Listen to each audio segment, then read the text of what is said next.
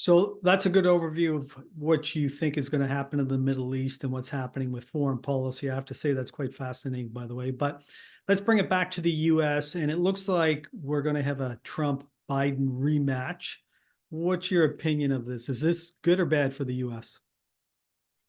I don't think this is a question of good or bad. I think, I mean, it's, you have an election. That's it. I think the election is a good thing. Okay. And I hope that the US will continue to have elections. And by the way, and but I do think, what, I mean, I conduct lots of surveys, so because obviously, I mean, I conduct surveys in economics, politics, and geopolitics. I've got a large institutional business. I want to be able to allow my clients to be able to sort of put their fingers on the pulse of the world, politically, geopolitically, and economically every single day. Okay. So one of the surveys I've been conducting for the last 2 years is called the Political Polarization Survey, which is conducted basically among the G7 countries, that is US, Canada, Japan, UK, Germany, France, and Italy. And one of the questions I asked, because I feel like, there are two major trends in the world. There is the polarization between, the unipolar world versus the multipolar world, that is between the US, European, and Japan and Canada bloc, and there is like China, and Russia, and so that's a polarizing trend right now as we speak. There's also polarization domestically between the right versus the left. Okay, in all these countries, especially among the developed countries, actually. Okay, so this survey is designed to measure and quantify the degree of that polarization, to what extent it's becoming destabilizing, okay, for markets, for economies, so on and so forth. Let me just give you a perspective. Like right now, 55% of Americans in my survey say that the country's either very or extremely polarized, okay? And 50% of Americans say that the country is so polarized, it is threatening the political stability of the country. And 65% of Americans said that they do not trust the election as being either fair or transparent. That's all you really need to know. And by the way, the Canadians would tell me, oh, wow, Canada's the same thing. We had the checkerboard protest. Like Canada's on the other end of the spectrum. I mean, like, because after the US, you have Germany, you got France, you got Italy, like Canada is like, the degree of polarization in Canada is like nothing. This is why people tend to confuse US with Canada, like Canada with US. It's like two different countries. They might as well be two different continents, because philosophically, they're completely different, ideologically completely different, every sense they're different, okay? And I think from that point of view, and I think that's what worries me more than anything else. Now, obviously, I think, the economy, okay, in the stock market, right? I mean, they tend not like a close race, because the stock market doesn't like close races just for the same reason the market doesn't like uncertainty, right? And it's actually rather interesting, to what extent the market has been in total denial of the uncertainty associated with this election right now, because normally I went back, I looked at this over the last over the last 60 years, okay, the first quarter, okay, of an election year, okay, S&P 500 finished flat in the first quarter, okay, flat, versus all other years in the last 60 years where S&P finished up 2.5%. Okay, this give you a sense, like markets don't like uncertainty, right? This is the reason why historically the stock market is down worse in the first quarter in presidential election year than all other years. This year, I don't have to tell you, S&P was up 9% in the first quarter, actually a bit more than 9%. Okay, which is tied in second place over the last, 15 years. Okay, I mean, the only other year that was significantly high was 1972, where the stock market was up like 12% or something like that in the first quarter. But my point here is, again, looking at this election as being potentially the most contentious, the most consequential election in 100 years, I would say the market in general has been in denial to some extent. Now, I think some of it probably has to do with the fact that Trump has been running ahead in the polls, and he stayed ahead of basically Biden for the last 4 months. Okay, since November, he's basically moved ahead of Biden, even though the lead is just 1 point, at least in the national polls.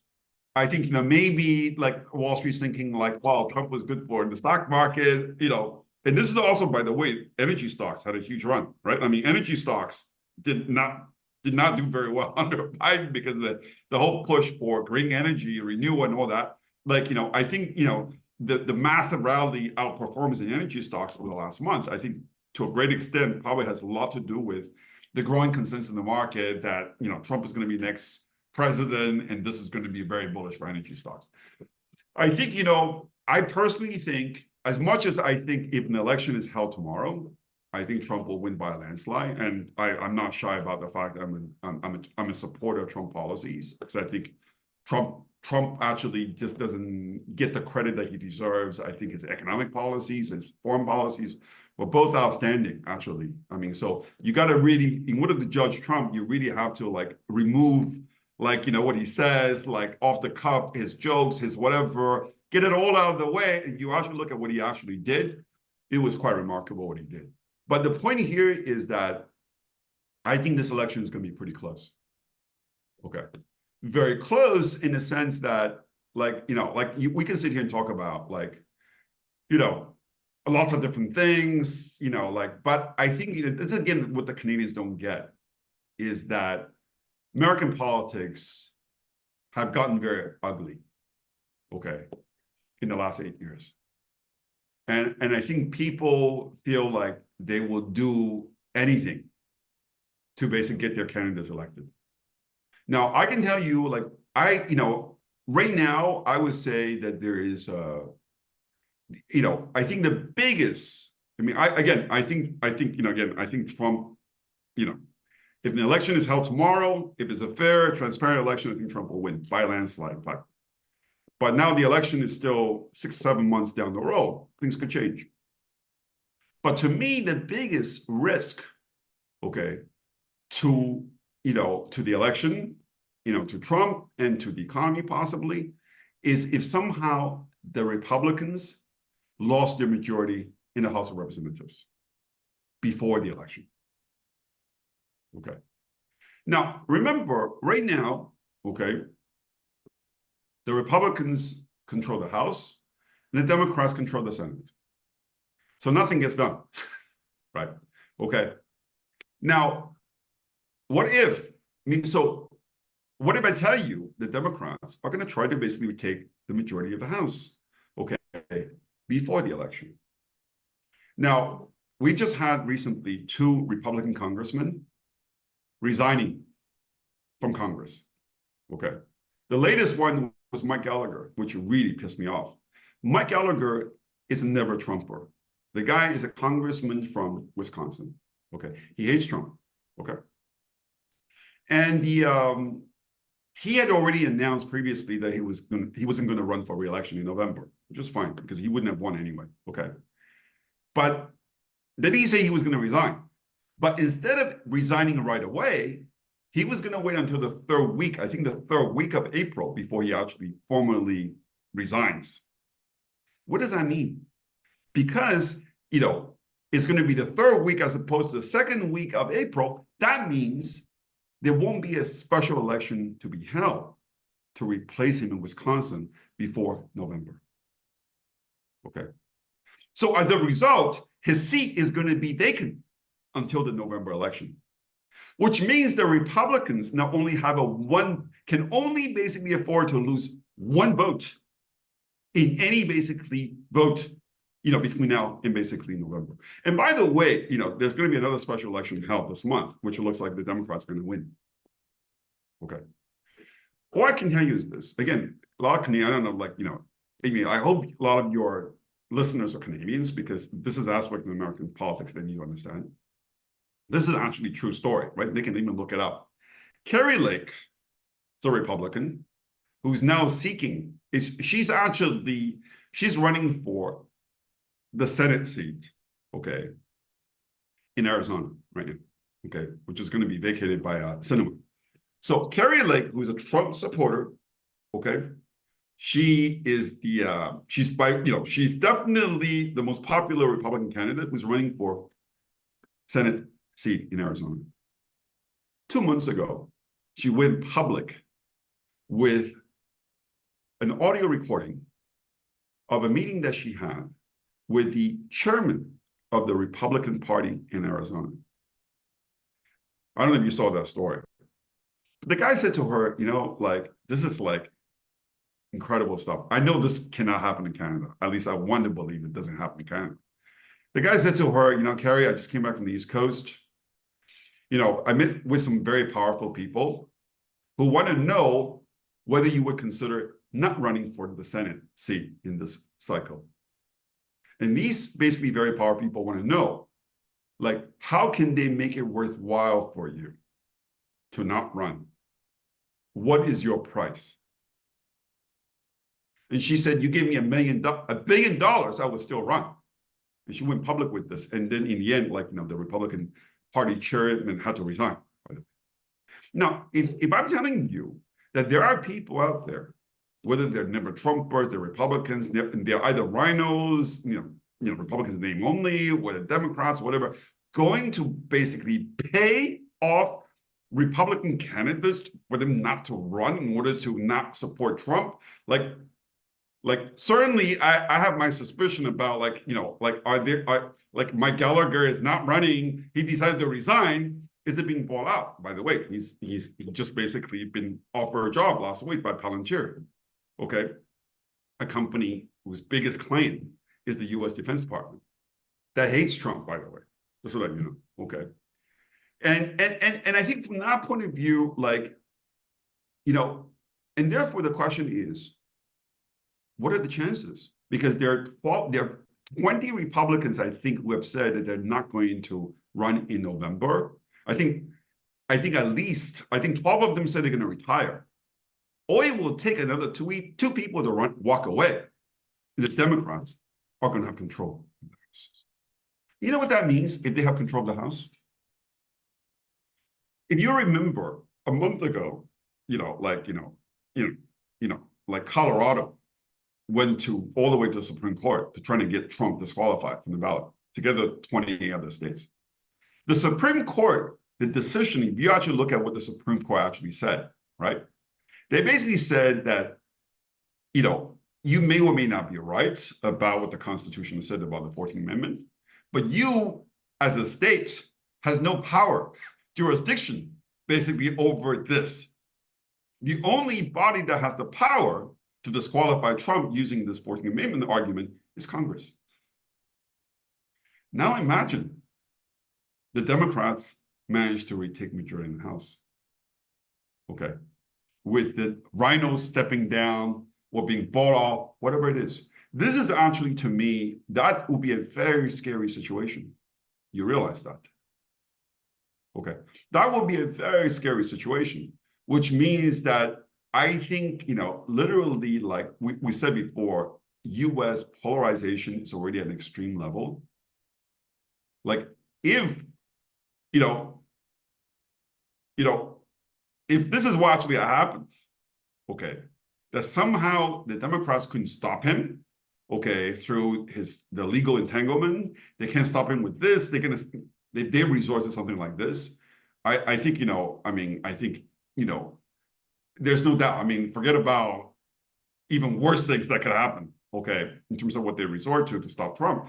I think, you know, like, this is the kind of, to me, this is the biggest downside risk to the US economy, to the US dollar, to the US stock market in 2024. I mean, for the world, actually, in fact. Because, I mean, it's gotten that point. And I think this is why this is a very dangerous situation. And I'm, you know, and that's what I think about these days. Well, there's a lot to unpack there, but I guess the first thing that comes to mind is politics is a dirty game. But David, when we started this conversation talking about the US economy, and you were overall very positive on it, and you didn't see any risk of a slowdown. But yet now we're talking about the upcoming election, and you think there could be a lot of risk associated with that. As an investor, what do you suggest to investors? How should they prepare for these uncertainties? I think one of the things, look, I think, one of the things I've done, it's done pretty well. I went long, like early in the year, I went long the September VIX contract. And I sold the June contract against it. And the thing has actually done pretty well. So I think, from that point of view, that's the way you think about this, which is, again, the risk I'm talking about, because there's a certain, if you buy a hedge against a risk event, you don't want to buy too early. Like, to the extent that it's like, well, if you are buying gold today because you think like, oh, Iran is going to retaliate, if Iran doesn't retaliate right away, gold's probably going to come down first. So from that point of view, this is why trading this kind of events, like political, geopolitical risk events, you don't want to get ahead of yourself. But you also don't want to be too late, because once something happens, everything gets repriced and it's too late. So my view is that it's probably going to be a September story. It's going to be an August, September story. Because the Democrats right now, the way I see it is that they still think that Biden, has a decent chance only because the economy is doing well, right? Because as you know, it's never ever happened. Actually, if you think about the three presidents who all turned out to be a one-term president, right? In the last whatever, how many years? Okay, in the post-war period, it was Carter. There was a recession in his first term. There was George Bush Sr., there was a recession, and there was Trump, there was a recession, COVID recession. So they still think that if the economy keeps growing and inflation comes down, if oil prices come down, that Biden is going to basically make this into a very competitive race. And this is why they don't need to resort to anything, that will be polarizing until they absolutely have to. Okay. And that's where it gets interesting. And this is why, in that respect, I think September is where things gonna get potentially, very ugly. But again, this is why every week I'm assessing, right? Because every day we get new news, and every day I'm taking stock, everything changes my mind, right? So there's a lot of, this is the great thing about it just sort of what's interesting to me is that in the market, most people either understand some economics, or they understand some politics, or understand some geopolitics, or understand markets. Very few people can actually put it all together and paint a holistic picture. And yet that's what's really interesting right now, is knowing when economics stops and politics begins, where politics ends and geopolitics begins, and where the circles come together. And I think, timing is very, very important if you want to make money. David, before Again, when I'm talking about just buying ETF or passive investing, that's easy, right? That's what everybody does now. And that's also the reason why, if you think about the macro community, right? If you look at macro hedge funds, last year they were down, and this year already, most are down. Actually, it's interesting. And these are the guys who get paid a lot of money, macro hedge funds, for basically placing big bets of the kind I'm talking about. And they have been absolutely useless when it comes to trading, the kind of event risk that we've seen over the last few years.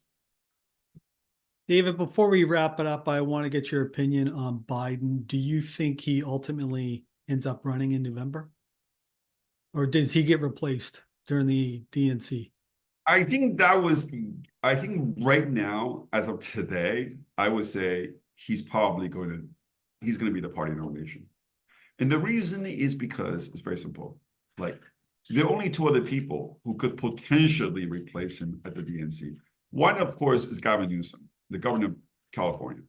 Let me tell you this, they're not going to replace Biden with, Gavin Newsom, unless the polls are telling them that Newsom can actually win in places like Michigan and Pennsylvania, where Biden had some good, essentially traction in the last election, right? Because, you cannot win this election without winning Michigan and basically in Pennsylvania, right? And Biden won both last time.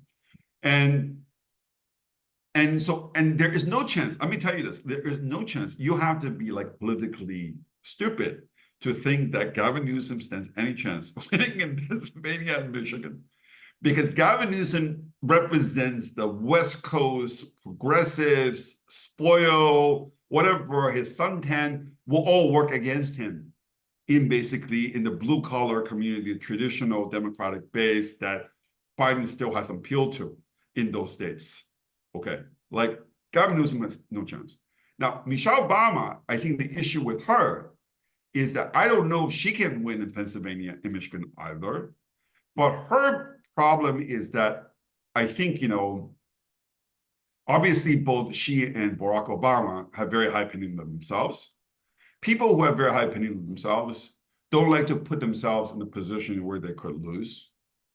I don't believe Michelle Obama is willing to throw her hat in the ring of a very tight race that could be bruising, and then she may end up not winning. Okay?